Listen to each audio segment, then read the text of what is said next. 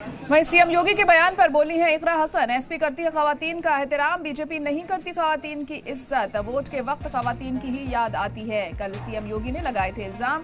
तो अहम खबर इस वक्त आपको बता रहे हैं कि इकरा हसन ने पलटवार किया है सीएम योगी पर। योगी के बयान पर यहां जवाबी हमला करते हुए इकरा हसन दिखाई दी। उनका कहना है कि समाजवादी पार्टी खवातीन का एहतराम करती है और बीजेपी नहीं करती है खवातीन की इज्जत। वोट के वक्त खवातीन की याद आती है।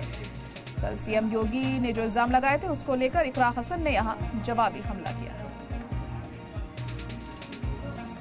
हमारी पार्टी जितना सम्मान महिलाओं का करती है, जितना आगे बढ़ाने का काम महिलाओं को करती है, ये इनकी पार्टी बिल्कुल नहीं करती। अभी जो उन्नाव की पीड़िता है, उनके केस में जो अभी हुआ है वो साफ जाहिर करता है कि कितना सम्मान इनके मन में नारी का है। सिर्फ जब वोट की बात आती है तब नारी सुरक्षा की बात होती है। पहले भी उस पीड़िता को अपने आप को सदन में आग लगाने पर वो मजबूर हो गई थी, तब जाके कोई कार्रवाई हुई थी और आज फिर उनके मुजरिम को छोड़ दिया गया।